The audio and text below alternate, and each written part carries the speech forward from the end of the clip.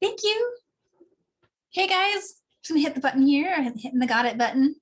All right. How are you guys doing? Happy Friday. Thank you so much for being here for another one of our fun workshop classes. And I'm really glad to see you guys always. Thanks for being here. Today's class is a kind of a technique workshop. So it's like a flat chenille stitch, and it's going to be very versatile for, my goal is to kind of just introduce the stitch itself and then to share a bunch of ideas of what you can do with it. It's a little different in structure than its cousin, the netted stitch. So we've done a netted rope together. The netted rope looks a lot like it, and a lot of people confuse them if they just look at the piece like, oh, is that netted rope or chenille? The difference is that the chenille stitch is a lot stiffer. It doesn't bend as well, but has the added benefit of being structurally stronger. So it's great for stuff like bangles. It's also really nice for ropes that will stay in a shape of a collar, like if you wanted to make like a collar necklace. So it's, you know, the right stitch for the right design. It's, if you want something flowy that bends and does a little bit more bendy, go with that netted rope that we did before. If you want something that's going to hold its shape, the round chenille we're doing today is a great option for that. And I was going to show at the end a couple other ideas besides bangles and collars, things you can do with the stitch that involve creating like little beads, like little rope caps and things like that. So little ideas that can be turned into many different designs for you guys out there. So yeah, I thought I'd just jump in and share materials, and then we'll just get started with the stitch. And as always, questions, totally awesome questions. You guys always have great suggestions and questions, so keep them coming. And I wanted to give a shout out to Pat, because yes, I made a typo and you were totally right. And I don't even doubt you anymore. When I get your email, I'm like, oh, I better look at that. I'm like, yes. So right there in step 1 should say 6. I mean, should say 8, not 6. So yes, sorry about that, guys. It is 8. Step 1 is 8 beads. However, if you did 6, you'd get a different shape, but the stitch would still work. It just would be a different sized rope. The stitch does work with different counts. The premise being that you'd have the same kind of like netted structure where you've got 1 bead with a connection of 2, and the number that you put around is going to change the diameter of your rope. So for beads, so for beads, I don't have any like you know, you must use this size or that size, because you can use any size you want. You can use 11s or 10s. I'm pulling out 10s just because they're a little easier to see on Zoom. 11s are going to work in place of 10s, no problem. So size 8 seed beads, and grab a different color than yellow really quick. So size 8 and size 6. Let me find some, these are blue. I would like to get a color that's going to stand out from that. Well, they're all blue. I'll go with the dark blue. Any color.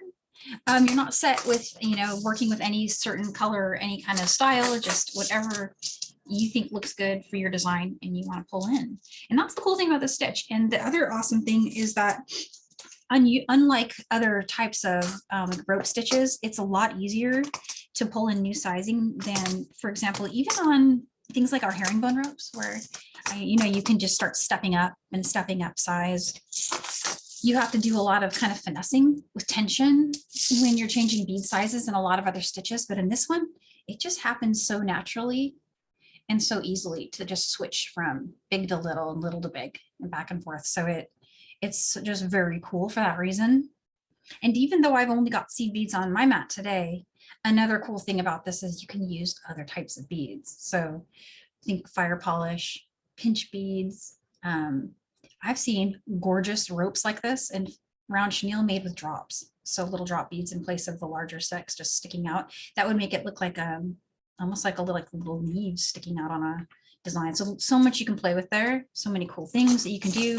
So let's just get the beads out for showing the structure. I thought I would just introduce the basic idea of the stitch itself, and I'll just work with big beads because I can, and it'll be easier to see. And then we'll start changing that. We'll start making different sizes. I've got another sample ready to go, or I can show transitioning from a small to a big, and then we'll take that down back to a small. and then finishing and all that. So let's see, for colors, let's go with the red and the blue. Those are looking like they'll stand out really nicely. And for your thread, I'm using the good old Wildfire. And you can use 0.006 or 0.008 if you're using like the size 11 seed beads or size 10s. The 0.6 will probably do better for you. I'm using a size 12 beading needle, but you can probably get away with the 10 here as well. I just like the 12s when I'm working with different size beads. I go with the smallest one I'm using. And if it's smaller than an 8, I'll just make it a 12 just for ease of passing through my beads. Other things you might want to have handy, of course, are the usual stuff like scissors. And then when we get to the end, I do have a spot at the end where there's some options for finishing that might involve beading wire and a crimp bead. Other options there include stretchy cord, which I didn't bring any stretchy cord up today. I was just going to show the crimp idea, but think stretchy cord, think ribbon, leather, other types of things like wax cotton, whatever you use, these are going to work because this is a rope stitch and you can fill it with anything you like. And we've done a few classes where we did some like barrel knots with leather and stuff. So there's a lot of references there that you can look back at to check out different ideas for finishing. And so here's some advice on cutting a length of thread. This is another one of those stitches like some others that we've done that you can add thread really easily. And it locks in a new strand really nicely. It does it quick.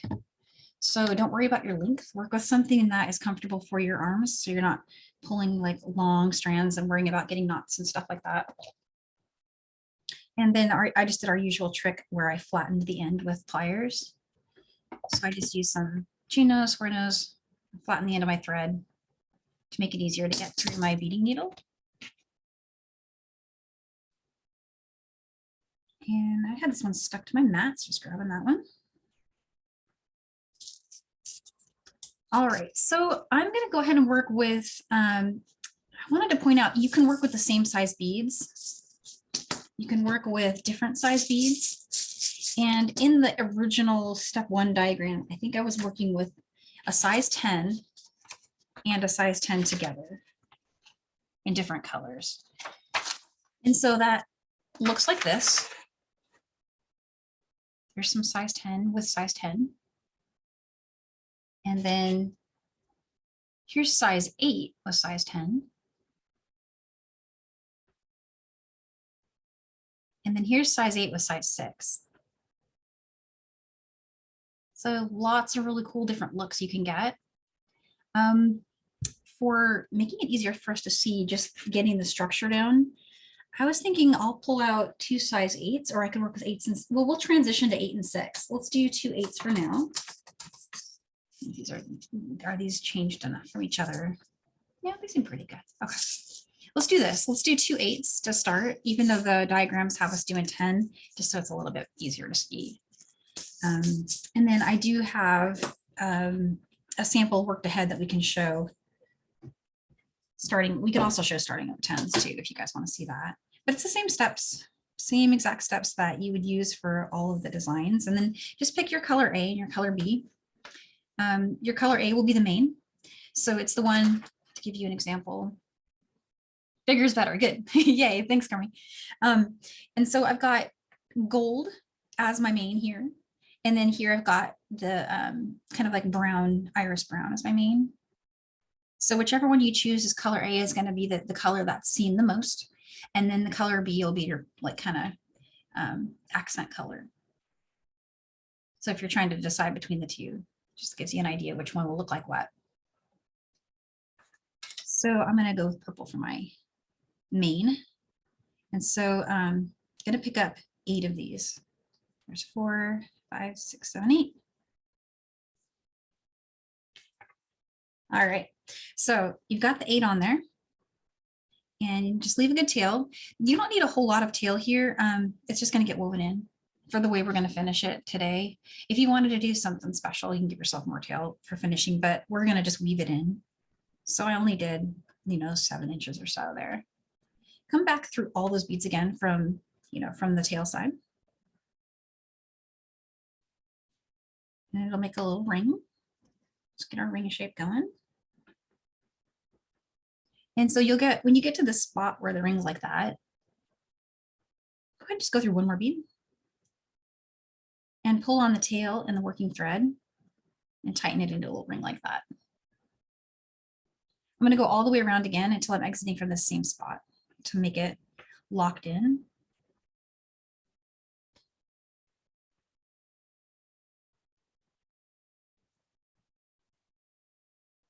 And just keep going here. All right.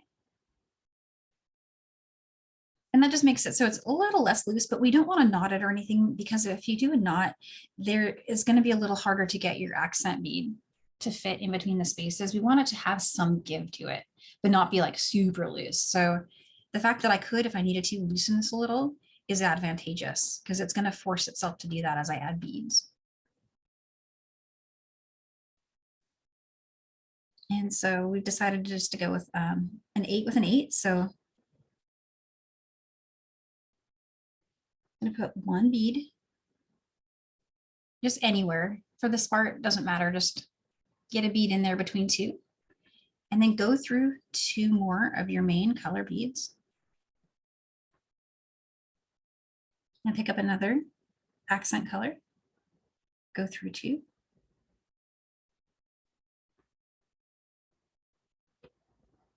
and here's another accent, go through 2. So we're starting to get something that looks a little bit like a square. It'll become round after the next few steps. Go through those next 2. And then once you've done that, I'm just going to pull it tight and see where we are. Now I'm going to go through the first one we added in that round. So I'm exiting from my first accent bead. And now I'm going to pick up 2 more of the main color. So there's 2 more main. Go through here. And at the moment, what's going to happen with these is they're just going to sit on the side. I have tried to force them to sit in their, well-be position, which is going to be kind of like stepping up here. But they never stay like that for me, not at this stage. So I just let them kind of go a little bit loose. And at the next step, they're going to be pulled up by the accent bead. So here's 2 more. All we're doing is we're picking up 2 and then going through the next accent bead. So here's 2 more. I'll go through the next accent.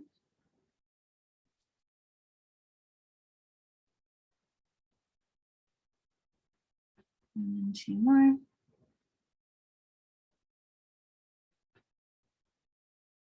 And I went through the next accent bead, and then my needle just automatically said, you know what, I'm going to go through the next one. And I want to go there anyway. So I went ahead and went with that. But you may have to, on your own work, decide if you're going to pull through just the accent bead and tighten it and then come through here. But our goal is to get in between the 2 main color beads that are after that accent bead.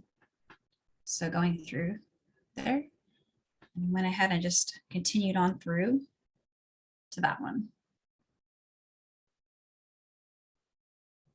So now I need to put another accent bead, and you'll notice we've gone in a little circle here. We've kind of started to spiral a bit, if that makes any sense. So we're putting the new accent bead in between each of the 2 main color beads for this round. So there's an accent bead in between this one. And now what you want to do is skip over the last round's accent bead and go through the main, just the first one.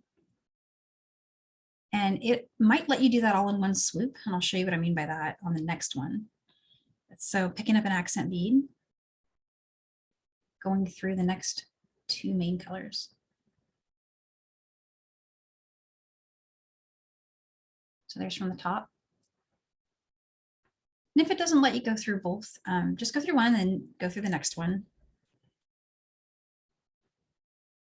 But that's the goal, is to get it to put a accent bead in between each of the main beads going around there. So here's another one, another accent bead. I'm just going through. the next main color. And I'm going to go through the one after that, the next main color after that. And I've got one more spot that's open. Next accent bead. Okay, and so from here we're going to do, you know, on ropes we have a lot of places where we call it a step up. And that's kind of the same thing we're going to do here. We're going to go through that second accent bead, just like we did for all the rest of those. But I'm going to continue on through, sorry, the second main color and continue through the accent bead there. So what we were doing is we were picking up that, you know, color bead going through 2A. And this time I'm going to continue on and go through my first B from that round. Now I'm ready to add the next row. And it's really starting to take shape now. Everything's starting to go into like a cylinder. So if for some reason yours isn't doing that at this step, something you can do to tighten it up is to just go through all those beads again. You could go through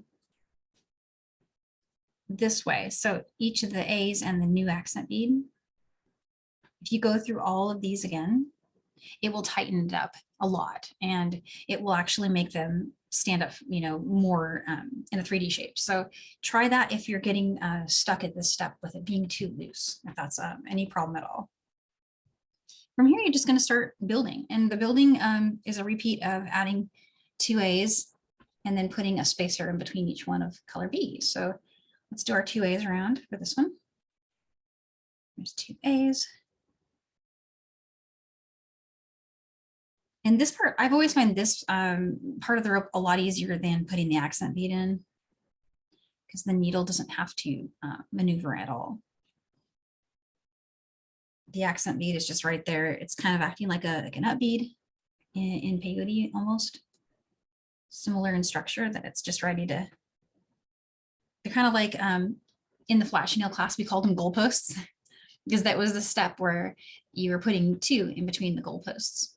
And that's what's kind of is like on each of the ropes. But when you get through that last one, the last little goalpost there, come up between those first 2 main color beads. And then just grab another one of the, you know, accent colors. And then go through the next 2 main. So it really is, it looks a lot like net. It really does look a lot like that. And to some extent, it's similar in structure, but the stitch path is different because we're not going through the previous peak at all. We're going through the mains. Once you get going on this, you just go fast. It's very quick, I feel like. So there's my last 2, the main color. And again, you'd want to step up. You know, I have the goalpost step again. So you just keep going, adding. I'll do one more round just so you guys can get an idea of how quickly it evolves into a rope. It's 2 more. Oops. Those beads did not want to be part of the rope. They jumped.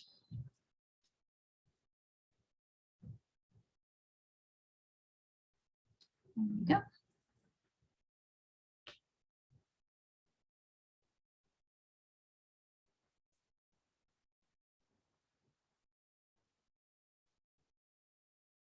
And there's another round done.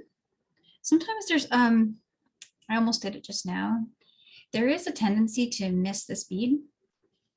So this one here, you always want to be going through it. I've had it happen to me a couple times where I've gone behind it and under it.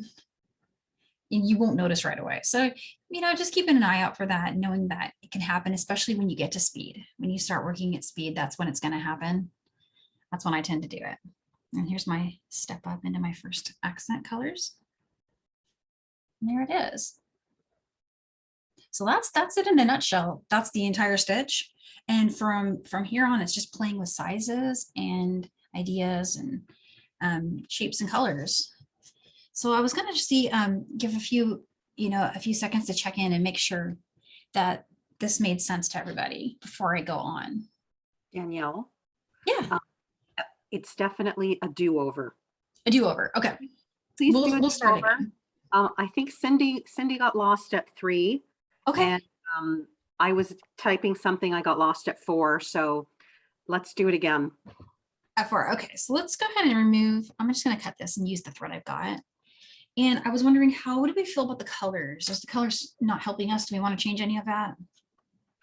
The colors are helpful. Even Sharon just said she started with 10s, but she's going to take a minute out right now and switch to bigger beads too. Okay. I wonder if it also might help explain if I worked with 2 different sizes, with that you could see the accent bead is bigger or smaller. Or you know stiff, what, Danielle, before you do 2 sizes, let's make sure we all can do it with 1 size. Okay, yeah, I wasn't sure if that added clarity for me when I first learned. Yep. I learned it with 2 sizes, but I'm not sure that was helpful for me. It helped me remember which one was the 2 versus the 1, but beyond that, I think it added more than it took. So, So like what Jessie's saying right now, she's got to find a way to keep all things separate, from Russian spiral to the netting. Like there's so many techniques now. And so this one, it would be great to perfect it with the same size. And hopefully we all get it enough to start going crazy with different size beads after. Yeah, exactly. No, that makes sense. Let's do that. Let's definitely do that. And I think Kylie's going to try 6s and an 8. Oh, perfect. Okay. I'm trying to get closer with my camera just in case that's helpful as well. I feel like I'm working with it kind of far. Okay, so you have our full attention. I hope Cindy's not going to have a coffee during number 3 part. Well, we can do it again too. This is the 2 hours, so we're good. we're good as well. So, and I left extra time because I know this one can be a little confusing. Okay, I think we're all in. All right, and so I'm just going to go through it a little slower than I did before. But your first step is you're just going to want to go ahead and put 8 seed beads, all one color, on the strand here. So I'm just checking that I've got 8. All right, and then you bring that down and leave about a 7-inch tail. And just come back through all those beads again. And their goal here is just to form a secure ring.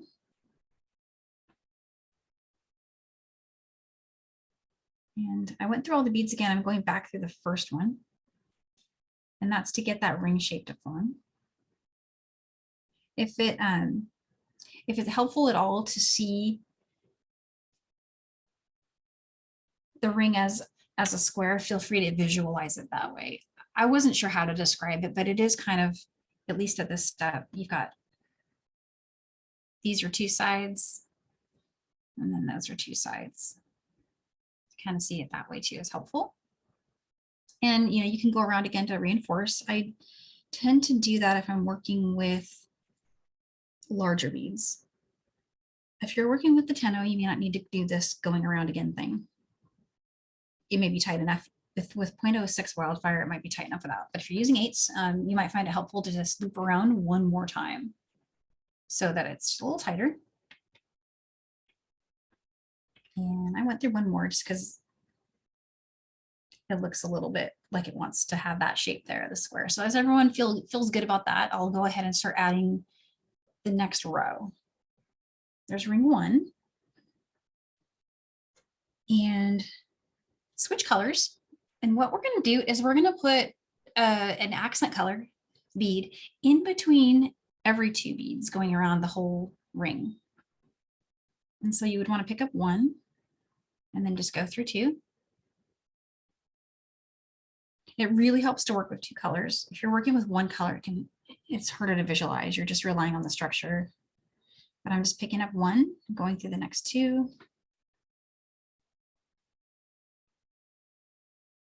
There's 1. Go through 2. Getting my tail out of the way. Sorry about that. I got 1 more to go. And go through 2. Okay, so once you've gone through those 2, you'll have a little shape that looks like this. Kind of a little cute little square. And now we're going to use that term that I keep referring to as stepping up, that's basically going through the first bead you added. Whatever bead you added in that row, if you go through the first one, that's a step up. And so in this case, my bead is going to be my first color bead that I added. So I want to go through that bead now. And after that, I'm ready to start building my third row. And the third row looks just like the first. We're just going to put 2 beads in between each of those blue beads. So we need 2 purple in between each blue all the way around.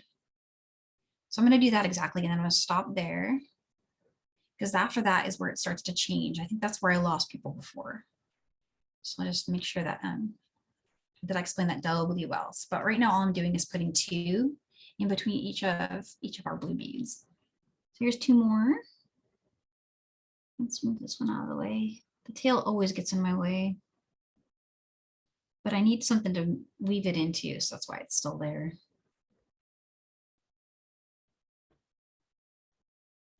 Oops. A little knot. Sorry, guys. Fix my knot. There we go. So I'm still just putting 2 beads in between. I've got 1 more to go. This always looks like the New Mexico sign to me, kind of. I'll show you in a second. Kind of looks like the Santa Fe symbol, New Mexico symbol. Really pretty.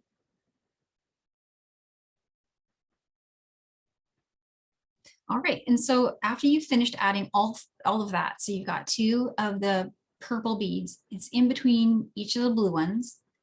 We're gonna step up this time, but when you step up, you don't go through both.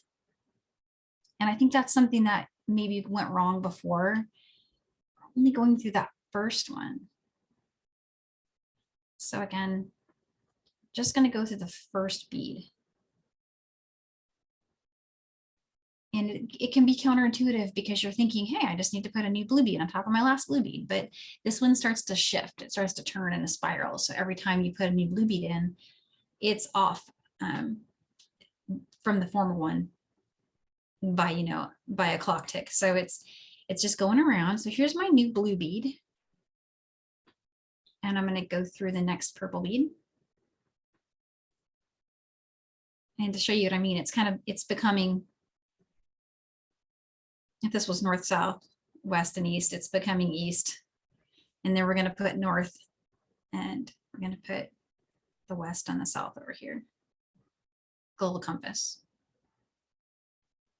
And so jump over and go through the next of this one. So this is another place where it can be a little confusing. I'm going to just make sure everyone's got this part. From here, where we went through the purple bead, we added a blue, we went through the next purple. We're going to go right over here to this purple bead and come up through it. And that's important because we want to keep our new accent beads in between each of these last 2 that we added. So there's another one. Let's go through that. And don't worry about it being too loose here. It will, I have found it actually just tightens up. Going through the next purple bead here.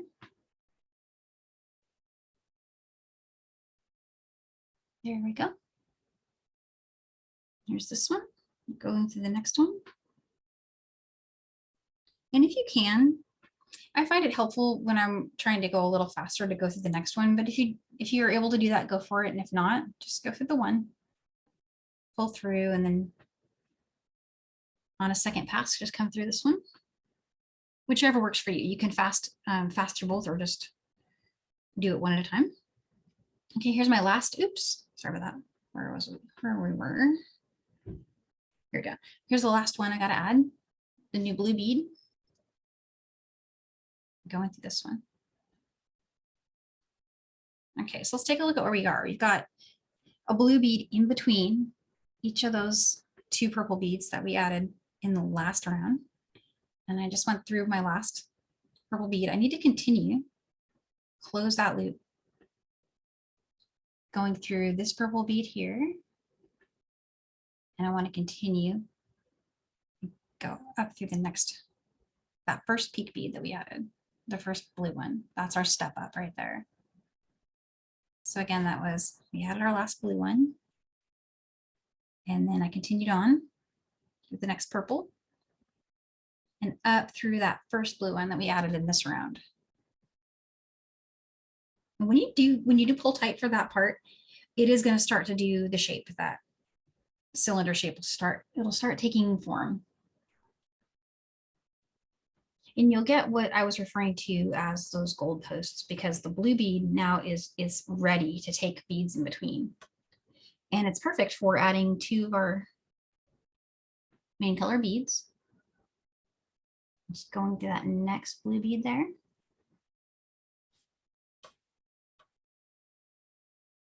And there it is.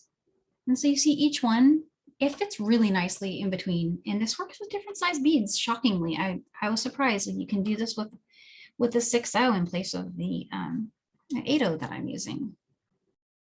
Same process, but magically it actually works, and it just changes the diameter. That kind of fascinated me, because usually you have to worry about spacing and sizing, right?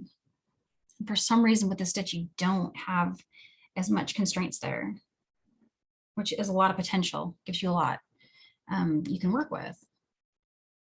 But there's 2 purple beads in between each blue one.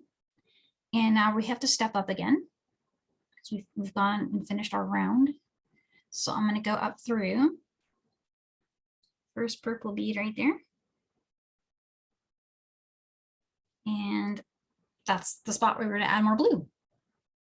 So the next blue one, and that's the same thing we did before. We're just going to go through the next 2 purple. There's that blue one. We're going to put a blue one in between each of these around. So here's my next blue one.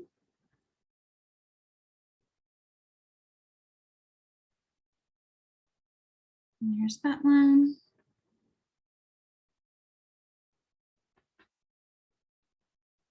And so once everyone's got the structure, we'll worry about changing sizes, but I want to make sure, how does everyone feel about it now? Did I catch everybody up, or is there anyone that wants to see it again, the starting? There's my step up there.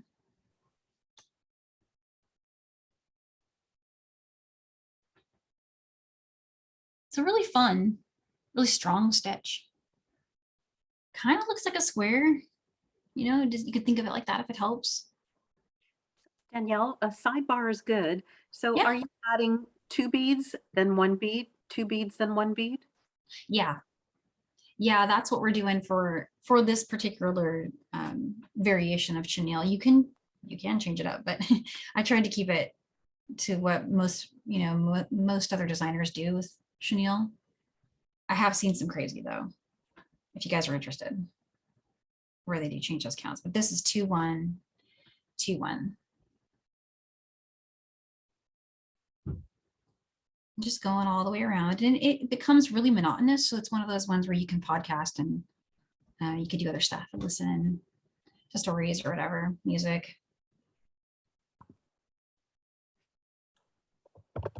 And it's got that kind of structure that it's once you, as long as you don't miss going through a bead, there's really no way to lose your place, because it keeps your place for you. So you're not having to count.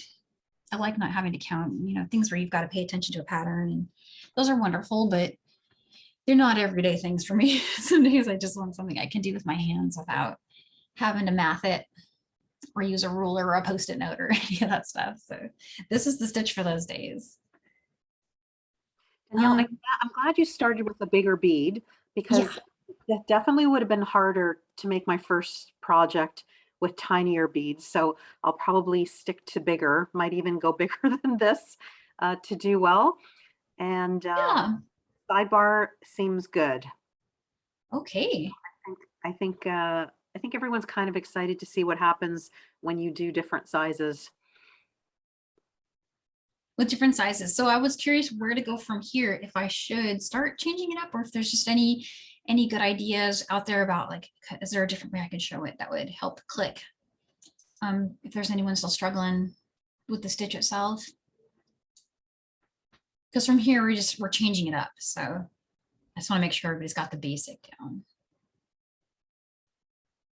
I think we're okay, Danielle. And you know what? If there's time permitting at the end, we can ask one more time and set it up one more time before we leave, and then everyone will have it fresh. But right now I see beautiful stitch and they're getting it. Wow. Valerie's apparently finished and making everyone jealous. Well, it's so pretty. I love the colors I'm seeing. I see Pat's and Valerie's here at the top of my screen. Pat's done. Yep. That's cool. Those of us who are just watching are itching to get going, but it's a watching demonstration today. Yeah, and if anyone's just watching and you haven't tried it out yet, you can feel confident that it's something that you'll, 1 or 2 tries, you'll have it. It's something that it clicks for me pretty quickly when I first started. Even if you haven't done the flat, it might still make sense because it's just got two rules, right? Where you're just putting a new bead in between the 2 main, and then you're putting the 2 main in between the accent, and just step up at the end of every row. So from here, I could just start working off from this sample with changing up sizes if you guys want to see. And you can make these size transitions. There's no rules to how you can do it. You can just go straight from a 6 to an 8 to an 8. Whatever you want to do will work. There's a few things that I felt were smoother, and so I went ahead and mentioned them in the handout, but I don't consider them to be set in, like a set in stone kind of thing. They just tend to be habits of mine. And I didn't word them well, so I thought I would explain better. But when you're transitioning down, so you're going from a bigger bead to a smaller bead, you want to put the smaller single bead in between the 2 larger. You don't have to. I just find it makes you have to work a little less hard getting that tension to adapt. And then of course the alternative to that is when you're going to bigger, so from a smaller bead to a bigger bead, you're going to go 2 larger beads in between the 2 smallers. Tends to be a nicer, tighter transition. And that is what I did on this one. And why that mattered to me was I was trying to, I wanted to come back down and link them. And so I had to link from small to big and big to small when I put these together. And that's how I did it for here. So the transition looks like this. Let me show you. And it doesn't matter what size you're transitioning from or to. But for example, if I wanted to go smaller from here, it might make sense for me to start with a smaller bead in between each one of these. And so let's play that. Let's see how it looks. I'm gonna bring in some yellow because I think yellow would jump out. Oh yeah, so if anyone, I just realized I showed something without explaining. For this one, I didn't have instructions on how to join it, but I can show you guys that. It wasn't something that I thought of at the time when I was making the instructions, but it was a lot easier to do than I thought it was going to be. I just tried it myself when I was finishing this one up, and it was pretty easy to link them because the structure is exactly the same at the start. You just come along and you put your accent bead in between each of those starting beads. And bonus, we didn't knot over here, so there's play. It's going to move a little bit when you get back over here. You'll be able to get a little bead in there. It helps if it's a smaller bead, which is why I did that little trick here. I wanted to squeeze a smaller bead in between. So what I'm doing now is I'm putting a smaller bead in between each of my, so what I would have done if we were just continuing what we were doing is I would pick up a blue bead and I'd bring that blue bead in between here, right? But I'm going to switch to a size 10. This is a little size 10 seed bead, little teeny one. And it's going to put it in between there.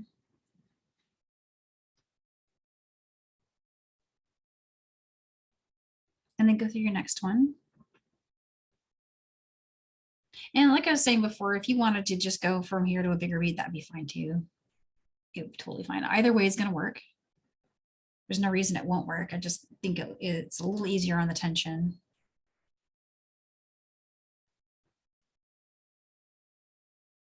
And so I hope this makes sense, but I'm just doing the same thing that I was doing before, but absolutely jump in if I'm losing you at all, because I want to make sure I'm not going too fast.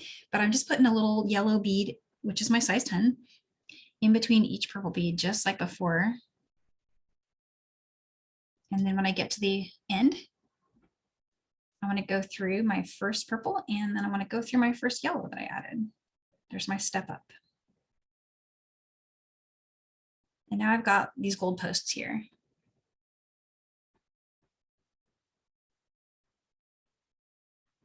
And I could do anything I want from here. I could go to a smaller size bead. I could transition out of 10s.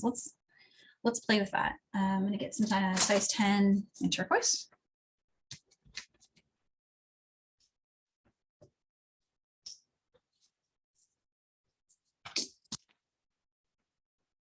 And those are going to become my purple beads. So my purple beads are gone. Blue beads are gone. I'm replacing my purple with the size 10 turquoise. I'm just going to put it between the little gold posts here.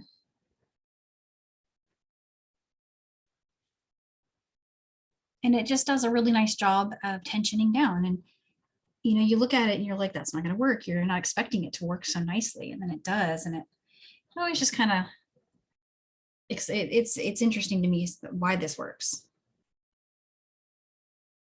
So I wasn't expecting it to. It's also a great way to finish your rope. If you are working with larger beads and you just wanted to do this just for the end few rows, it's a nice way to taper it down and make the closure smaller on your larger piece. And so from here, remembering that I got to step up. I'm going to step up through the first one. And I need to put my accent color in between each of those. So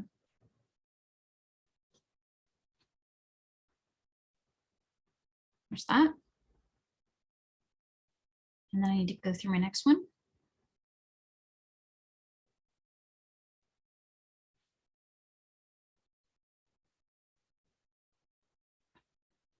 Need a yellow bead right here.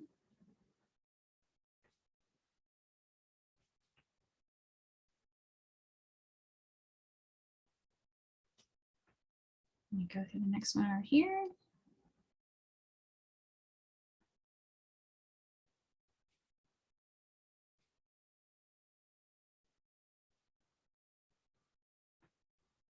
And then go to the next one on this side.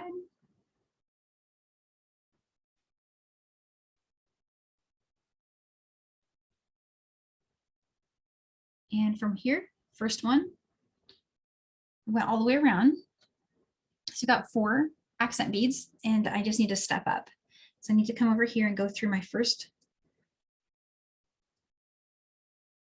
color A bead, and then stepping up through the first accent bead I added. It gets harder to see when you size down like that. So just keep an eye out for that one little spot where you got to get that step up going. And there it is. Now we're working we went from 8s down to 10s. And so far, what we've done here is we worked with the same size bead in our section, meaning it was 8s with 8s, and now it's 10s with 10s. But shockingly, you're not stuck with that. You can work with 6s and 8s, and you can work with 8s and 10s. You can even really change it up. You can even use your 6s with 10s. What I noticed when I did that on the piece that I did for the handout and in the class photos, is when you have the really big bead with a really small accent bead, the tube can collapse on itself just a little bit. It's but it also makes it a point that bends easier than the other points. So something to think about. If you want your piece to bend at a certain spot, you can do that. So if you design that in. But yeah, it's perfect. It just transitions so nicely. I'll do another round just for symmetry, and then we can maybe go back up to 8s, or you could even jump right into 6s. We can start mixing up sizes, whichever you guys would like to see. Danielle, just a quick question from Karen. You're using Wildfire today, which is a great thread. Would you ever consider using wire? Did you mean beading wire? Yes. Beading wire. I've never tried it. I'm always amazed by what can be done with beading wire. It always seems kind of maybe like it would be too thick for me, but my only real thought on that is 49 strand and or fine. If you're using one of the other brands, fine or 49 strand would be the most flexible, because what you're doing here is it's so tight that you would need a really flexible beading wire. We need to be able to kind of curl a lot, right? It's doing this in there. But yeah, I mean, in theory, it should work. I've just never tried it, so I don't have a solid answer there, but it intrigues me. And I've seen people do kumihime with beading wire, so I can't say it wouldn't work, because it totally could. Thanks, Danielle. Appreciate it. Sure, yeah. Kylie wants to know what's the tiniest size bead you've used? For this stitch? Oh, an 11, a size 11. I've never really played it. It would totally work with a 15, but it would take you so long to get any length going. You'd just be like, oh man, that would be epic. It would be so epic, but it would be gorgeous. It'd be very fine, a very fine little rope. Like, for example, here's, I mean, this is size 10. And that's already pretty tiny, but it took me 20 minutes or so to make this length. That's just, you know, a tiny little length there. So Danielle, that's a great example of time. If that took you 20 minutes, it's going to take me about 2 hours. So the bigger the bead, the faster. The bigger the faster, yeah. Yeah. And then when you start working with a size 6, that goes really fast. The 6/0 speeds it up a lot. Okay, thank you.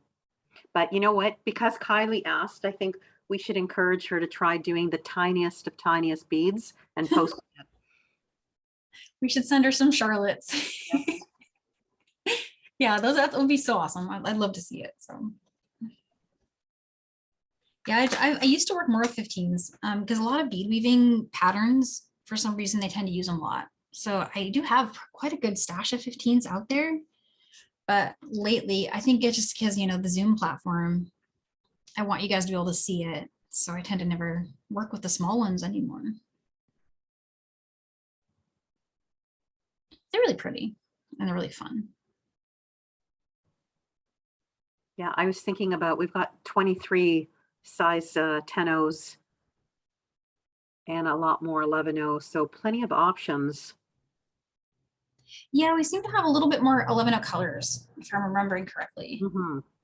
And 11-0 works great for this. This is perfect with that. You could even mix up 11-0 and 10 in the same segment and it would also still work. That's why I love this stitch, because it's a yes stitch. Any question about, can I use this or that? Yeah, yeah, yeah. That's helpful for me on the sidebar. So if anyone has any more questions, I'm just going to say yes. Yes, the answer is yes. The answer is yes. So I'm having one of those no kind of days. I'm like, I'm going to do this stitch. This is the yes stitch. We're hoping to trip you up a little bit because Sharon wants to see you next. Try different sizes. Yeah. Yeah, let's go with that. Let's start changing it up. So let's think. So let's go to, let's throw some 8s back in. We could just jump to 6s. Either would work. I'm trying to do, when you start getting to this little spot right here. So from where I am right now, I've gone through this main accent color. I need to get over here, right? But it's tight. It's not letting me get through the bead that I need to go through, which is this one. There's a trick for that. And it's kind of, I'm actually pointing back towards this one and flipping my needle. So I don't know why this works, but when I get desperate, this is what I do. I think it's because it creates some space. And I was able to get through it. So if you're running into that, let me show that again. Or I couldn't get through this bead. You kind of point it this way, which is not where you want to go, but exaggerating that, pointing it that way to lift. I think what it's doing is it's lifting that bead up so that I can get through it. Maybe that helps somebody. So I just wanted to share that. Okay, so now I'm at a good spot for sizing up. I like to size up from the goalposts because that's where you've got the most space to play with. And bring in some red. Let's go to size 6. Let's just be adventurous. So here's some 6/0.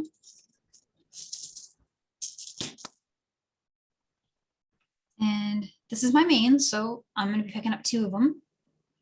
And I'm going to put them in between these 2.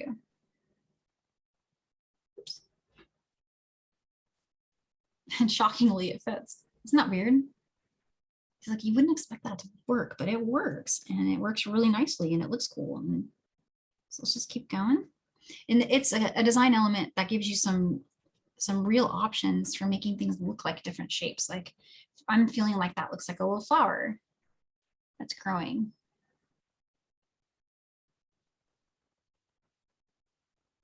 And there's my step up. See, I'm going through my goalpost, stepping up through that first bead there. And from here, we can make a choice.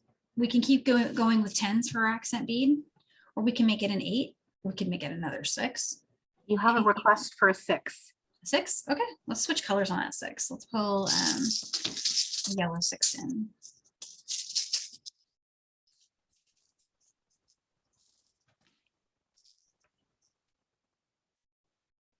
And it's easy to go through the 2 that you need to go through when you're sizing up. It just pops right into place.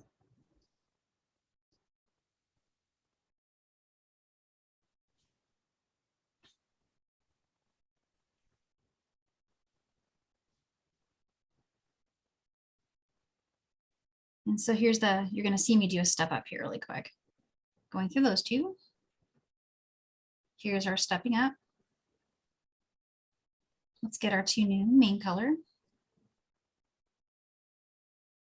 it's going to take a few rounds before it will start to form out, but it will eventually do it. I'm losing my tail in there. Hang on. There we go.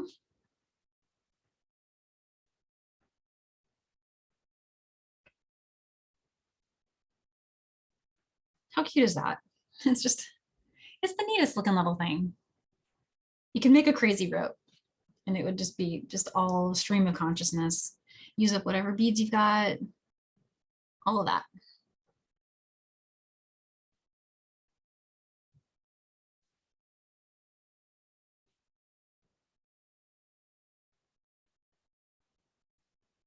So now it's starting to do the cylinder again. It takes a minute when you size up. It can seem like it's fanning out, and it can actually feel like, hey, it's not gonna work. It's just gonna become a bigger diameter, but it will work. Here's my step up. Going through there. I'm gonna do one more so we can really see what it's doing.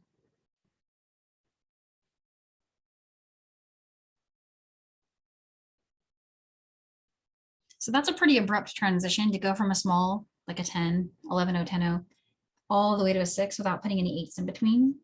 It's not very gradual, but it still works.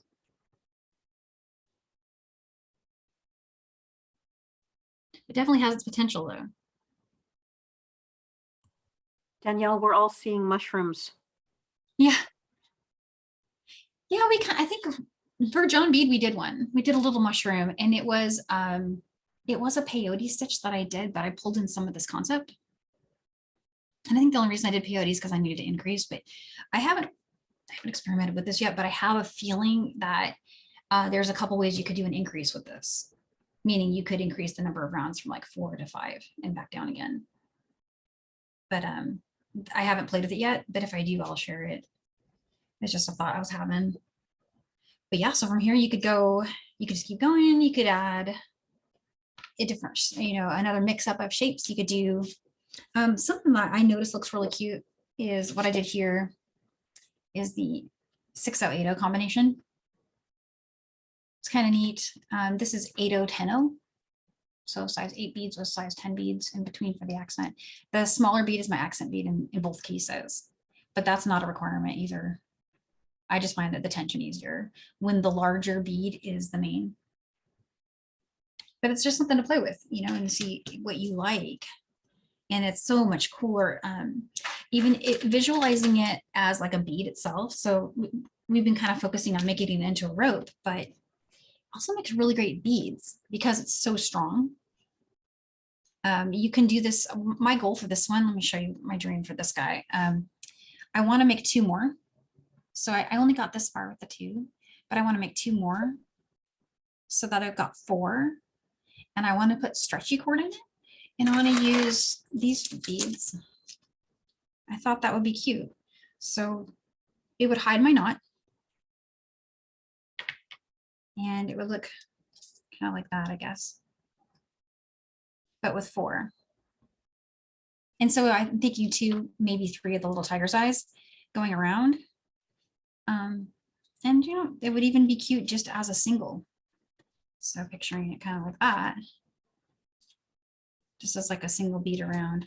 I don't know, something to play with. A lot of, I've seen a lot of different designers do the peyote stitch beaded tube with like a gemstone strand with a stretchy. So it's a common idea, but definitely works with the stitch. And it's stronger than peyote as far as like pushing it this way. Danielle, you're good for time. Good, yeah, we're really good for time. We have a whole hour, so. So what I'm going to recommend that everyone just have a stretch break. So we'll just take a 2-minute break if anyone needs a comfort break or to grab a glass of water. And then we'll start fresh again in 2 minutes.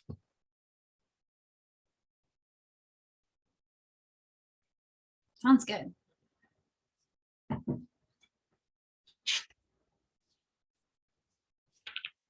Go, yeah, clean up the mat a little bit here.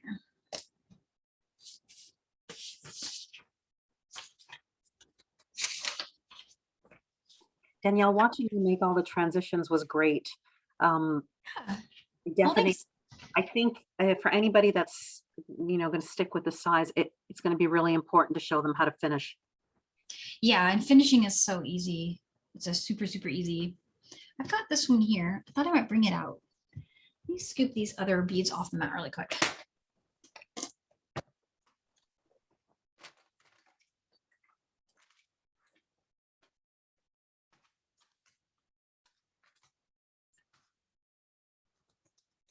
I think we were all pretty excited when you showed how to add beads.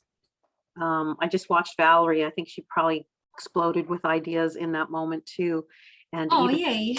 Someone's actually asking, if you make a necklace, can you add chain to maybe just make a 4-inch rope and then the rest add chain? So definitely come back with ideas for this this technique. Yeah, one of my favorite looks with these tubes. Bring that little tube I had back out. This is so cute on a chain.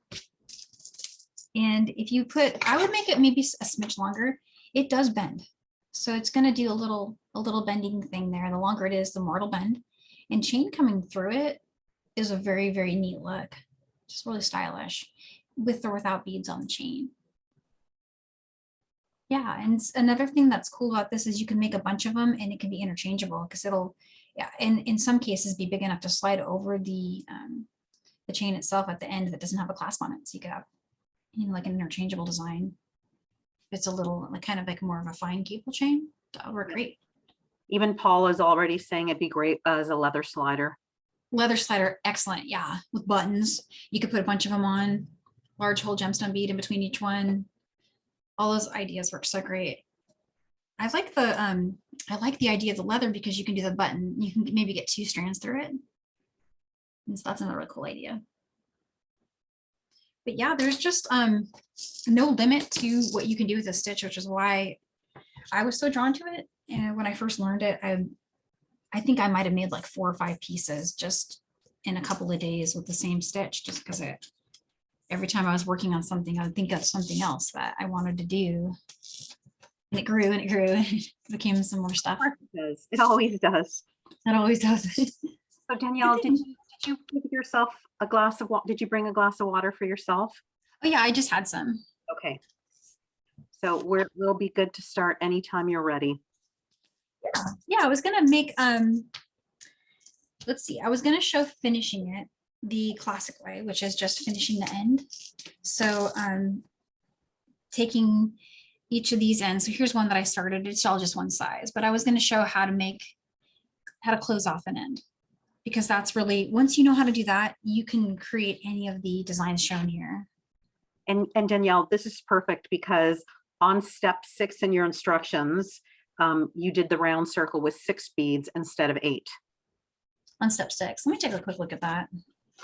So you know what, when I wrote these, I had a design on my mat that had 6 beads in it. And then I changed it to 8. So that's why I just didn't go back through and yeah. With a round circle of 8 beads is what it should say in paragraph, at the end of paragraph 1. Yeah. I was determined to make that 6 that day. Valerie caught it and Pat caught it. So oh yeah. I hope everyone else understands it too. You know, I proofread these things. I proofread them a lot. 3 months ago, Danielle. Well, you know, the weird thing is that, you know, I mean, before we submit them, right? But I don't see my own errors. And some of them are louder than others. Some of them are a bigger deal. I'm always a lot more relieved when it's not the diagram though. Because if it's the diagram, that's a bigger fix. I gotta go, because that can really throw people off. I learn visually. Sometimes I don't even read my own words. I just look at the picture. Me too. So I'm just threading my needle here. I don't think I left a needle on this one. Did I leave one? No, I didn't. Okay. So I'm bringing that over here. If I did, it's on the ground now, so I'll find it later. The hard way. All right, there we go. That's strong. So what I had going here was I was just working with a bunch of size 10s. I had my 10 turquoise out. Let me bring those down. And then I was working with that pretty purple. I really love this color. I don't know what it's called. I'll read it really quick. It's aqua or purple. It's a combination of the two. And for some reason, when I put pink with it, it pulls the pink out of it. So whatever color you've got on your mat, it's one of those chameleon colors. It's got some real dimension and depth to it. But if you put it next to purple, it's purple. If you put it next to pink, it pulls out pink. So that's just wild. And it's my accent color. So this color is the one I've been using for, let me switch the spots so that doesn't throw us off. It's the accent, and then my main is this one. I'm going to run out of mains. Let's get some more.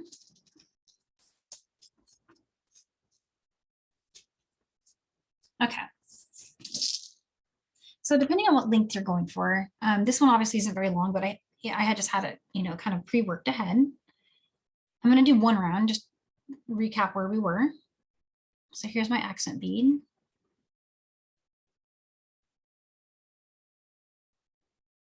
And I'm just doing that same thing, putting an accent bead in between each one. No change here. It's the same thing we've been doing.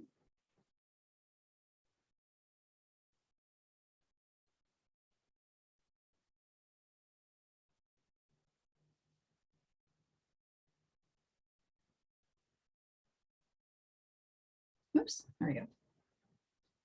Okay, there's one more.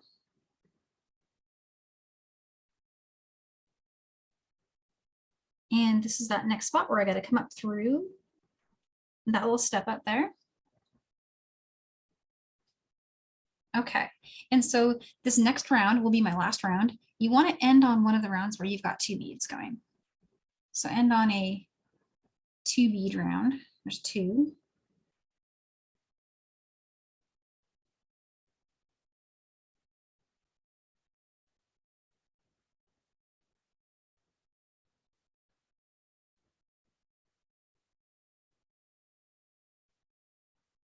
And 2 more. Okay, and so from here, instead of adding accent beads in between each one of these, I'm just going to go through them all. So go through the 2 and the next 2. We're not going through the accent bead. We're just going through the 2s, right? The 2 turquoise beads.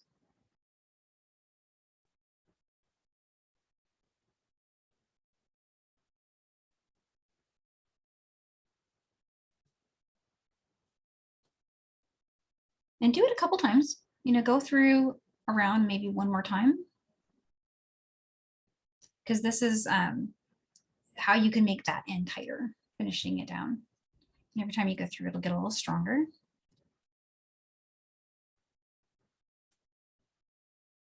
And I think this is my last one. where I started. Yeah, so it's really tight. There you go. That's it. That's finished. So all you have left to do is weave in. And to weave in, you would just want to follow your thread path around. Just going through beads. And it can be a little tight maneuvering, but you just maneuver through. Before I do that, I might want to leave this where it was for the purpose of in case you want me to show that again or to use this to join. So I'm leaving it where it's at. But weaving in is basically you just go through, you are stuck going in one direction. This is one of those ones where what I wouldn't do when I was weaving in is I wouldn't go through this bead, and then turn and start going through that one, right? I wouldn't start going counterclockwise if I'm going clockwise or vice versa, because it that will change the structure of your rope a little bit. And you actually will see that transition. You'll see the little bead come in. You'll see the thread crossing here if you do that. So you can't, you know, you want to keep going like this. You don't want to turn and start going that way. That's the only thing for weaving in though. You just trim it after you've gotten through maybe 3 or 4 rounds. It locks it in really tightly, really quickly, I find. So does anyone have any questions about the closing? Danielle, is it the same with the tail? Yeah, in fact, the tail's already sort of done. All you have left to do with the tail is weave it in. You just need to take this and at the moment it'll be exiting from in between 2 of your beads. And all you would need to do with it is just start bringing it into the work. Super easy.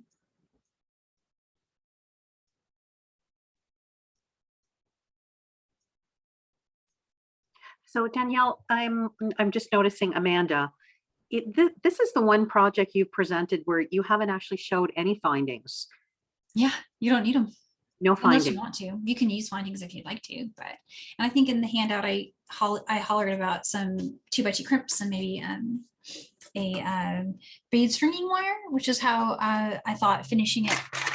One way you could do it is run some bead stringing wire through it and put a pretty 6mm bead on either end, and then crimp to a clasp or like a toggle or anything.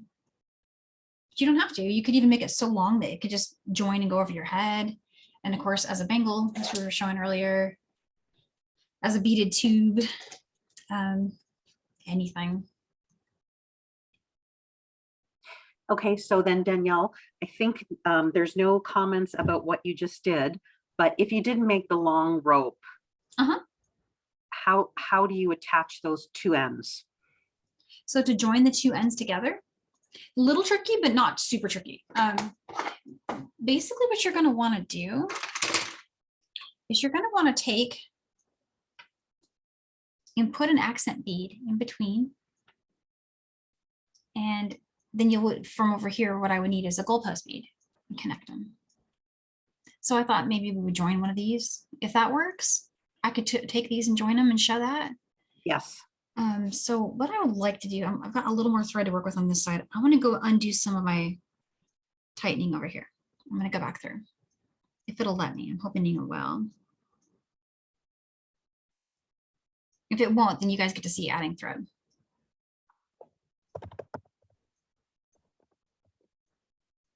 Yeah, from here it's probably okay. I think I can get a few beads in between. It's actually tightening it up for me.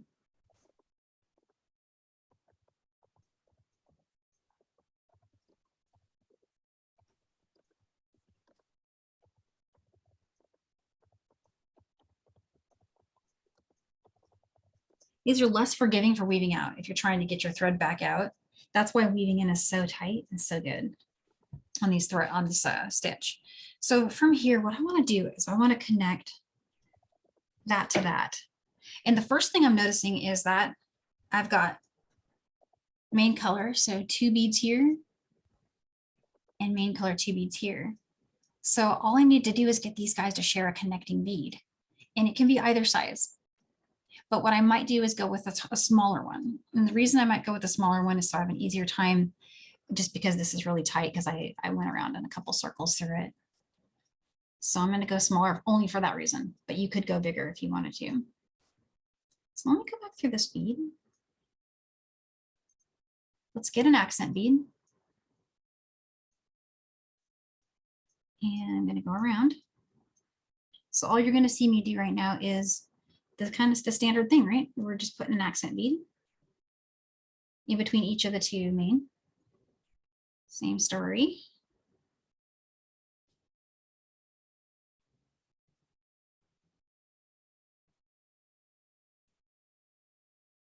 And bear with me, it's just a little tight, but it will work.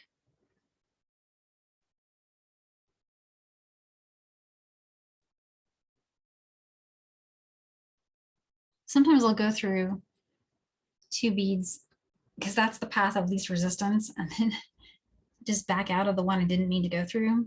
Case in point right here. I'm not meaning to go through both of those beads, but it's just making it a lot easier. I'm just gonna come back out. I don't know why that worked, but it did. So there we go. All right, last accent bead. And I'm gonna step up. So let's go around here.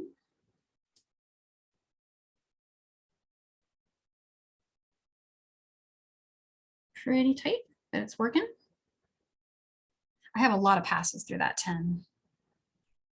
All right, stepping up through the accent bead that I just added. So we've got our goalposts, right? Our usual thing. But now my new beads that I'm going to put in between each of my goalposts is going to be my other one. So a lot of you guys are seeing this before I've explained it, but it's exactly what you're thinking. So just going to go through here. Just treating those as if I'd picked up 2 new beads, right? Pretending I had picked up 2 new ones. But I'm just picking up the ones on my other side. And I hope this is making sense. Just give me a shout if I'm going too fast. But I'm going to pick up those 2 and going through the next up bead here. And the hardest part of this whole thing is just getting it not to spin on you, so that you don't lose track of where you are, and so that you get a tight connection. All right, so there's the first one. Those 2 are sitting in between the goalposts there. All right, so let's come around. And I just need to go through the next 2. And probably it would help if I had woven in this tail first, so it wouldn't be in the way, but it's there. And now I'm going to bring my thread through my next up bead here. And it should just bring that right down. And you'll want to do, you know, a second pass through this anyway, just to tighten it down, because it could be a smidge loose on this first connection. Sorry. But it starts to make more sense after you get the 2 joined. So is it making sense to everybody? Jump in if it doesn't. I know that I'm going a little fast.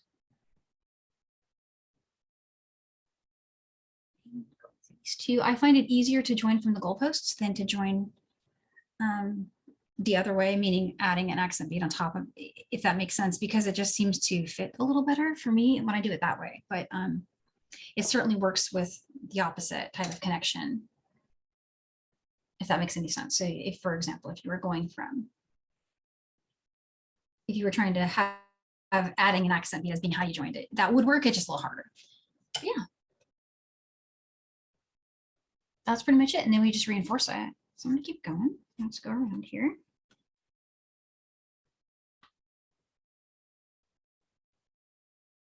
I definitely reinforced it a lot on my bangle when I was making my bangle earlier, because it had some real different size disparity between the 6s and the 10s. So the connection was harder to make tighter. But it still worked.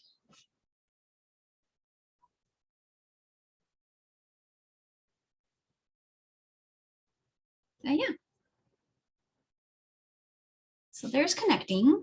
And what else can I show you guys? Any other cool ideas for me to try? I know I get a lot of leads for things from you guys. I count on you guys for ideas too. You always deliver. I definitely wanted to ask, because this connection is making sense to everybody on the sidebar right now. It is finicky. What if you couldn't do it? What would you recommend attaching those 2 ends together with a binding or something else? Yeah, The benefit of course, a finding is you don't have to make it so long. For example, I have this I made this probably almost 9 inches so that I could get over my hands have a really big wide section here, and I had to make it so long, and now it's kind of big, right? Like it's got a lot of room, but I need it to be that big to get over my hands. So even though I love bangles, I find I don't really wear bangles that much for that reason. I would rather have this with a finding. So to finish it with a finding, what you'd want to do is choose your medium, and it could be anything. It could really be anything that you'd like. And then so this is my style. You don't have to do this, but I like to use a 6mm bead. And the reason I like them, or an 8mm would also be fine too. At the time I said 6mm, I had my size 10s in mind. That seems to look nice. Play with that though, because you might like using an 8. It might look better. So anything that you'd like. I had also laid out some of these beads that I found on the strand wall. They caught my eye because I love ombre. And I thought about them with my tiger's eye. And then I was thinking of these colors together. Something had to happen there. And I'm still toying with that and playing with that. But the whole premise there is you would get some beading wire and then some crimps. And optional if you want the beads or not. You don't have to. But what I found worked really nicely with the beads, and I think I'm going to switch over to one of these tubes here, is that they're a nice little transition. You could do a 6mm bead and then maybe like an 8mm bead to transition down from that even further, which also looks cute. But if you're working with even the smallest beads here, your 6mm bead might sink in. So you have to play with that a little bit. I think it would work. But you're going to need something to keep your crimp bead from just falling into the tube. If you're trying to join it all the way around, it will sink in. So just something to terminate it, right? So what I thought I'd do for demo is I thought I would take one of my tubes, and I actually like my darker color better. I thought I would take it and make one of these, kind of bracelets. It's actually I really like this style of design where there's like a tube. I've seen it with glass tubes too, and that looks really cute. I'm looking for my cutters. Here's my cutters. All right. These are just some glass droops that I found on the strand wall. I have lots of little Michael strands left from so many projects that we must have used this in a class at some point in the last, 70 classes. Is it 70 now? I think it's 70 classes. It's wild. How much do I need? I work for my school. How do you guys do it? Before I cut my stuff, I usually will put this little kind of band back on it and work from the spool. That way I don't cut too much. Makes it last a little bit longer. And so I'm just going to string through here.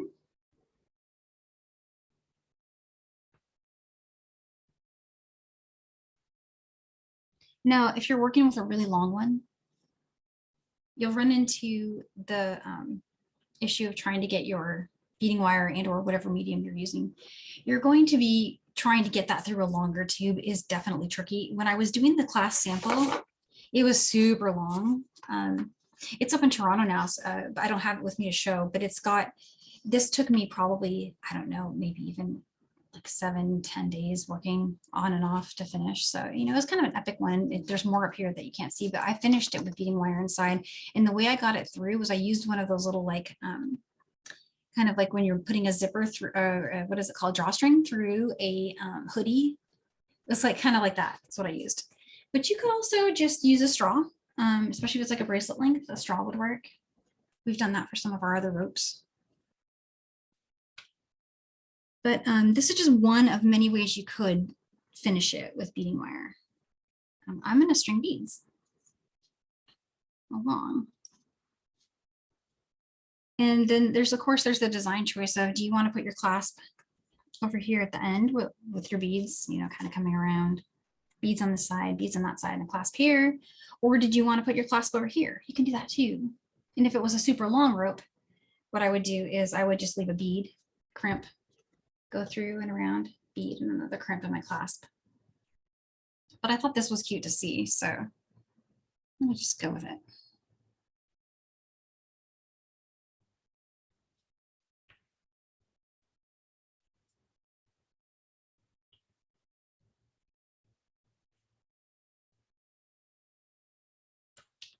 Oops.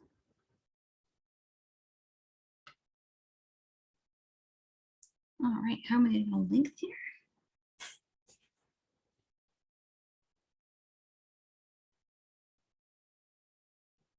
I'm going to take one off. I'm going for a finished length of about 6 1/4 or so. I think I'll trim now. 2, 3, 4, 5, 6, 7, 8. So 9 seemed to be a good number for me for what I'm going for.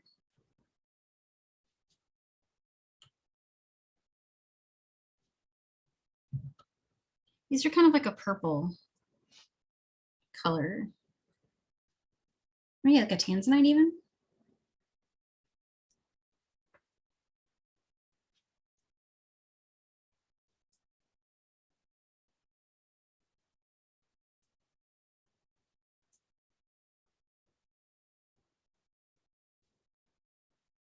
Let me check my length over here. I've got a ruler next to me that I'm using off camera here that's showing me my length. I'm going to put a bead on each end.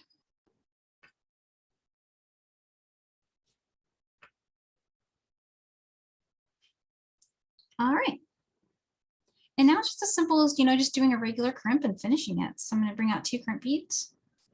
And I've got a standard crimper here, standard crimping tool. Is anyone new to crimping? It's just deciding how jump in if you're new to crimping. So I know I'll go slow on the first one anyway, but I'll explain a little better if anyone's new to that. I'm going to grab a clasp. You've got one definitely new to crimping. Okay, gotcha. Thank you. Thank you for jumping in with that. But even if you're not new, it's always good to hear someone do it properly again. Hopefully I'll do it properly. I'm self-taught with a lot of the jewelry making ideas. I'm going to go with the lobster claw, I think. And so I don't always have my own little drum when it comes to doing things like wire work and crimping. Definitely, if you're a follower of the work that Meredith is doing for Michaels, she's got the definite how-tos for crimping and things like that. But I don't think we do it too differently. I'm just grabbing a few jump rings here. All right, so I'm going to start with my lobster claw on this side. So what I usually do is I'll string my crimp bead, and then go ahead and go through lobster claw or your chain, whichever side you're on.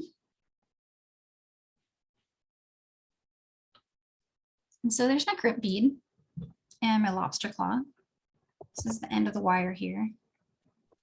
Bring that bead stringing wire back through the crimp. And I'm going to do this twice, so no worries if it's looking new. Let's go ahead and bring that back through the crimp. And something I do is I will just go ahead and pull this side to tighten down my loop. And 7 strands not as flexible, so if it pops back out, just help it back in there. You will need a little bit of play to hold on to. What I'm doing underneath my thumb here, let me show you, is I'm holding these strands together with my thumb. So there's the main strand and then the little tail that I put back through the crimp. And I'm holding them so they don't cross, because the crimp won't be as secure if they cross inside your crimp. Meaning if one side of the, see how it's going like that, versus staying one side on the other side, right? If you remove the crimp, to show you what I mean, you want to crimp it when it's like that, not when it's like that, if that makes any sense. So it's crossed and not crossed. So we want to get it through, and it's hard to see because it's under the crimp, but you can kind of feel it. And if you pinch the tails like this, give this some air.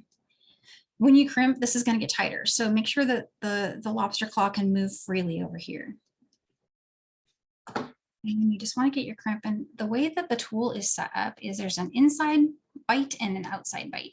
And the inside bite will create a U shape. It's the one you use first. And the outside will close that U shape together. So I'm going to take this and do the inside crimp first. I'm going to try to show it before I crimp down. See, there's the inside. You see what it did? It mooshed it into a U shape.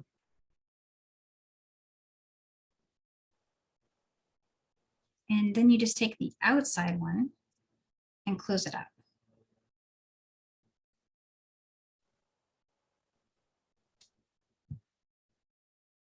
And it'll just kind of like close it like a little book. It'll take that little rainbow U shape we made and close a little into a little book shape.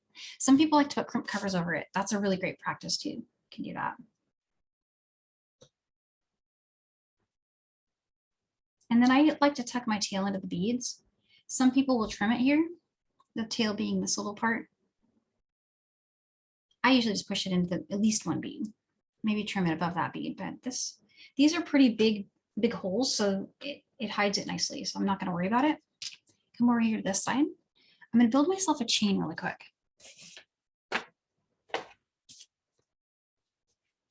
So earlier I had out my chain nose. They're like a square shaped chain nose. And these are like a round bent nose. These are both considered chain nose pliers. They're just shaped. I like them for jump rings. And so here's a jump ring. I'm going to go with a smaller one, I think. It's already really nicely closed, but with jump rings, they have a seam. You're going to find the seam. You can find it kind of by feeling it. And you open them up like that in a lateral motion to connect other things to them.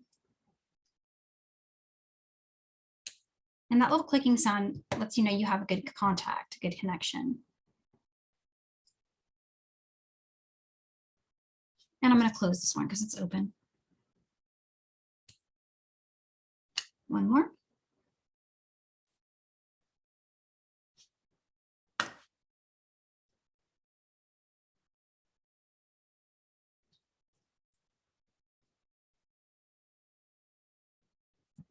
And there it goes, little chain. You could keep going. You could add, more sections to it. I'm doing something where I'm using different size jump rings just because it looks kind of cute.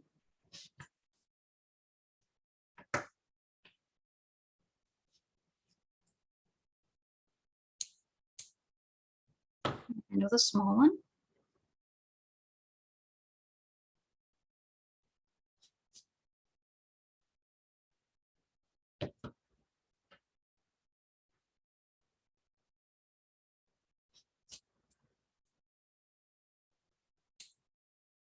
And there we go. So I'm ready to finish it. I've got a cute little chain that I made there, just with jump rings. Get those tools out of the way. And now I'm going to bring over a crimp bead. So here's another crimp. Some people call them crimp tube. This technically is a crimp tube. I shouldn't be calling it a crimp bead. It is a crimp tube. Bring that down and go through one of the little ends of my chain. And now bring that tail back through the crimp tube and a bead. I like to go through a bead. You don't have to, but that's kind of how I find it easier to do. And then go ahead and bend your bracelet, especially if it's a bracelet, because you want it to have motion, right? And then just give yourself a little loop. And I'm going to crimp right here.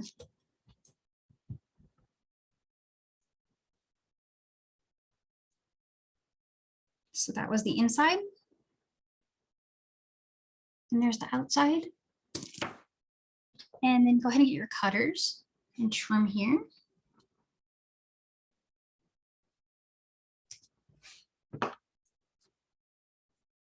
And then you've got the cutest little bracelet ever.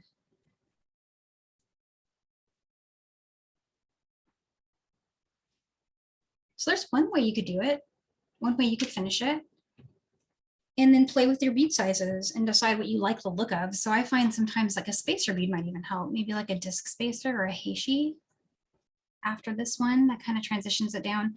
Lots of different things you could do. But there's just one idea And as far as like how to just, like level this up using better findings, there's so many great tutorials that I believe Meredith Beadalon did a kind of like a step-by-step in what tool for which job. And I thought it was very informative because for a long time I had been doing, for example, I had been using just regular old chainless pliers for my crimp covers. It's possible to use these to cover, but I've had problems with getting them to be wide enough to fit over it. So you have to play with it. And I wing it a lot of the time. Truth be told, I just kind of wing it and I see what works. I'm not always using the right tool for the job when it comes to wire and bead stringing, but I just play with it and see if it works. And sometimes you discover something too, which is also a bonus. Danielle, I know you're not a fan of the crimp covers. They're hard to put on. They're really hard to put on. When you put crimp covers on, do you use your chain nose pliers or do you use your crimp plier? It's kind of a combination of both. I get stuck sometimes because of the width and the size. So if it's too, if the crimp cover is too big, because there's different size crimp covers. If it's too big, I can't get my tool over it. For example, this tool only opens this wide. And so it may be too big to get it under there, inside there. So in that case, you're going to have to work with something like this. It can help to work with these bent nose because you can see a little better. You can put it flat, get it positioned, and then you can just come along like this and close it. Okay. Also, Danielle, I know you've made a ton of leather jewelry. Mm-hmm. We put you on the spot. Could you show a leather knot closure? Oh gosh, I can. Could I run and get some leather? I don't have leather with me. If it puts you on the spot, don't worry about it. But if you know where your leather is, it'd probably take me a second to run and get it, but I do know where it is. Go for it. Go for it. Okay, you guys talk amongst yourselves. I'll keep everyone company. Okay. We'll use the time to stare at the beautiful seed bead wall in Danielle's studio, which does look fantastic.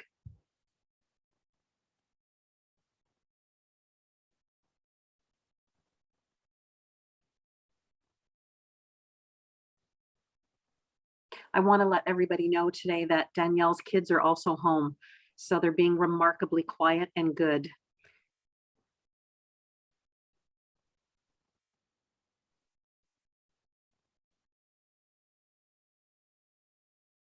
Winnie, I know that bead wall, I have something similar at work for John Bead. It's just inspirational.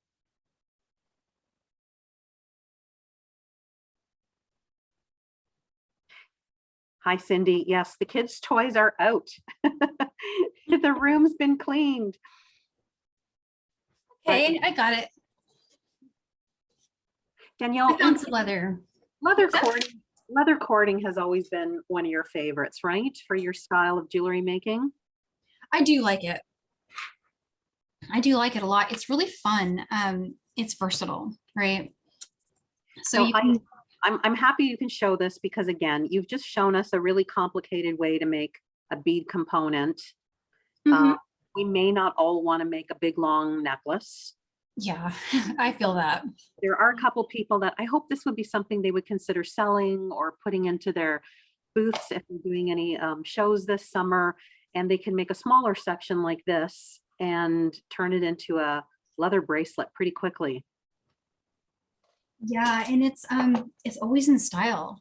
If you guys notice that, it never goes out of style. Nope.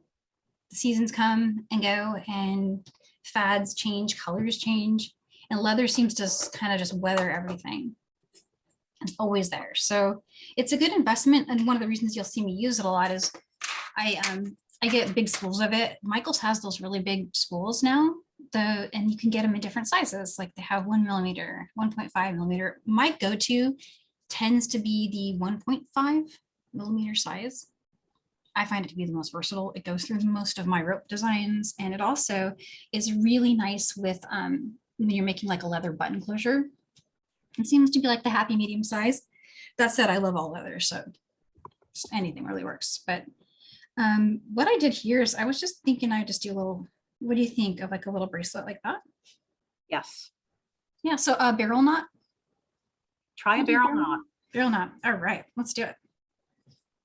So barrel knots are pretty easy to do. They only move on one side, just so you know, but it doesn't, I mean, it's a sliding knot, but you want to give yourself that kind of symmetry. Try to figure out how can I explain what I mean. So one side's going to pull in and out of the knot and the other side's not going to move. So if you want to kind of center it based on that. Start tying it at the point you think you'll wear it, is what I mean. Because what'll happen is this will come out and that side won't. So I'm putting it kind of like right here, which is where I think I'll probably wear it. And I gave myself a lot of tail over here because I'm going to use this to do the winding around. So I'm going to cross over. And I didn't cut it from my spool yet. And the reason is I'm not totally sure how much I want to match my length at the end. I'll show you that too. I've got a straw. So this is just a regular cocktail straw. Another thing you could use is if you have one of those like metal tube beads. I don't know if you guys have ever seen them, but they are at Michael's. They have, they're a nice design element. They're a little metal tube bead. You can use something like that too. Then a straw is also perfect. So this is a regular cocktail straw. A larger straw would work too. So just something you've got that's like that. And so take your leather, string your bead on, or your whole rope, right? And then cross one over the other. Just lay them on top of each other like that. And then bring your straw in. And connect them like that. And then take your end here and then just start winding in a circle. So keeping in mind that you're going to want, your goal is to bring it from here to here, right? So I'm going to wind this way and then come back through my straw over here and go that way. So wind in that direction, meaning wind back towards your hand. So place every subsequent loop going back toward this way, right? And don't worry if you get it wrong the first time, just play with it and it'll click for you. But basically you're trying to get it so that I can come through the straw on this side. I'm going to slide the straw down. There's my coil, right? It's coiled up. And go through the straw.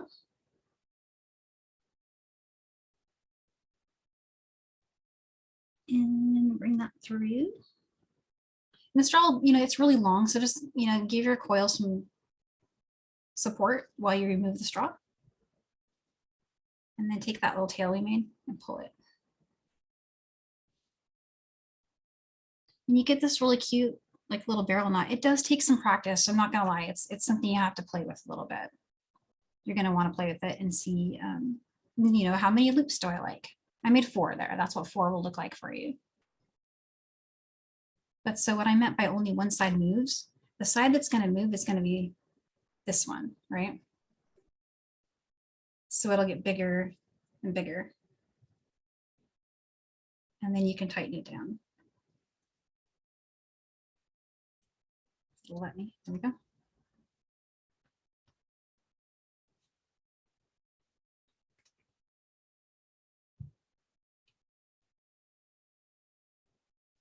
So you can kind of wear it like that. And then when you want to take it off, you just pull it. And so what I want to do is put it in position like a bracelet and then make my ends about the same length. So why I didn't cut off the spool yet. I'm going to come over here and then just trim it like right there, maybe. And you can put a little knot on the end. I just kind of come along and just go like that. And that's optional. It won't actually come out. I found that they hold their shape pretty well, even without the little knot at the end.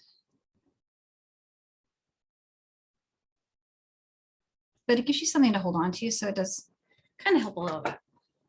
And I'm gonna push that down. So there's one side. And the same thing over here, push it down. Just give it a tug. Oops, that was loud. Okay, there it is. I could probably show it again if anyone wants to see it.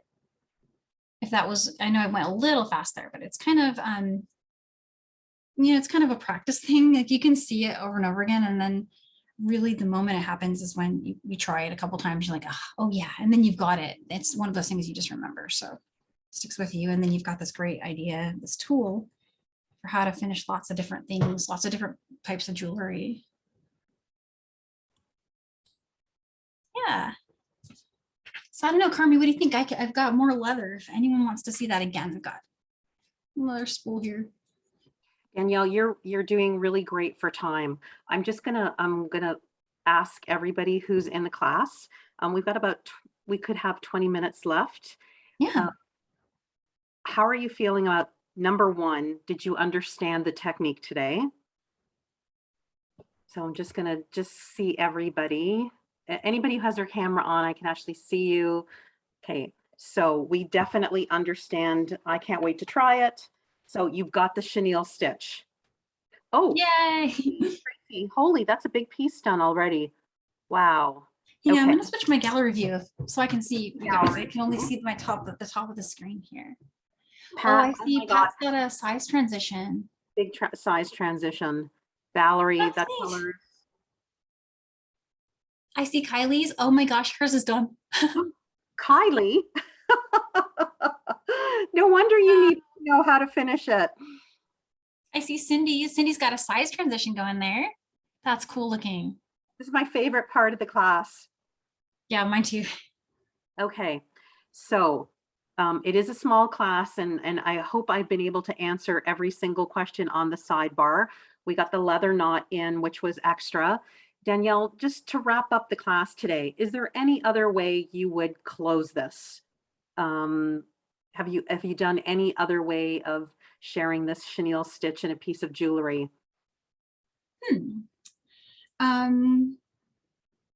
Definitely, we didn't show it exactly, but using it as a beaded bead, making like even like a little tiny short one, and then just putting a bunch of beads on there. And then because it's got such a large, it can become a large whole bead for you in a stretch bracelet. So with stretch cord. Got it.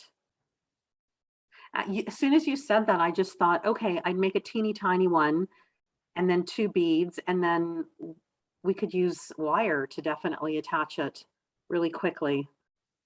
Oh yeah, wire is another great way to finish them. Danielle, can I also ask, have you ever added a faceted bead, something that was a little bit more sharp, or a crystal? In this rope? Yeah, it would work. I haven't personally tried it. I've made them with like pinch beads, and I've made them with fire polish. So you have done some fire polished? I have, and I feel like if fire polish works, so would crystal, right? Yes. Yeah. And did you just demonstrate a single barrel knot, or is that was a single barrel?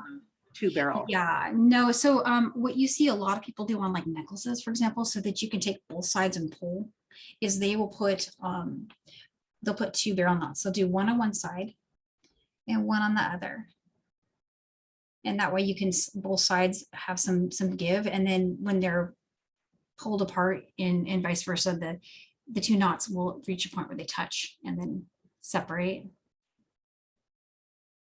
Okay. So like that. Have you ever used an end cap? Yeah, the kind of end caps that I use are like a 3 millimeter. They're actually were designed for lampwork beads, the ones that I use, and they have a post inside. They look like a little parasol, and the post is a very great fit for the configuration I'm showing here with the tenno. The tenno beads, that's about a 3 millimeter hole. So it's a nice tight fit on a beaded rope cap, a little bit of glue, and that's going to be very secure. Very similar to the netted rope we did. Okay. That's all my questions, Danielle. That's all you got? Okay. That's really good. So you're caught up. Is there anything you want to share for next week? Yeah, so next week we're going to just play with gemstones. And it's I'm going to have like a long finished one and a couple other, spins, of course, but this is a basic seed beaded chain. And I just thought that was really fun, because you could take any color seed bead and it becomes a matched accent to your gemstone. So you could pull any color out of your gemstone with the seed bead and make its own custom little chain. And this is a, you know, go all the way around a design. So that's actually like, there's 2 passes in here. First you just string, then you go back through and you add the little accent. It makes it strong, but it's also claspless. There's no finding. No finding. No finding on that. Yeah, you could put one, but the original presentation in this handout doesn't have one. And then there's our next premium class, which I'm really excited about, which is this knotted fringe. And these work up pretty quick. It's a little design that I thought looked pretty Celtic. It's got the super duos going, some size 10 and my favorite iris brown color. Some bugle beads are in there. And you can adjust these to have a different length if you want. So you can make them super custom. But yeah, I'm excited to share that one too. And that's another one of those classes where, you know, we'll probably have a spin because we've got all that extra time, right? So we can probably do, you know, a bunch of, so if you have ideas, something you'd like to see here, absolutely share them with me because I might be able to work that in. But I'm excited about those. They're so beautiful to wear too. So really stylish. Oh, I see Pat's holding up. Oh, Pat's got her still work. Hey, Pat, what did you think of the handout? Did you find anything? Let's talk. Oh, I got a thumbs up for that. Oh, so you know this one's good, you guys. This one's good. I know we've got a couple of people that work. Oh, she's got the gemstone too. Oh my goodness. You did the gemstone already. Yeah. All right, so I can see also this handout is good. So what we have proof of concept. Proof of concept right there. That's so cool. Danielle, I want to let you know on the sidebar, you are getting some great reviews again. Valerie has really enjoyed the class and you're hearing from other students. I'm just going to quickly read through them. Amanda, another great class. Thank you very much. So I think you're good. Wow. Okay. Gosh, you guys are so awesome. Everybody's just like, got it. Oh, thanks, Valerie. Oh, thank you. How neat. Well, yeah, as always, please share your designs. I'm excited to see what you guys make. I know you're going to make amazing things, and it's always just really fun to see it. So I appreciate it when you guys do that. It's really cool. And thank you again for being here today and spending Friday with us. And I always enjoy our time. So happy beading to you guys and have a great weekend.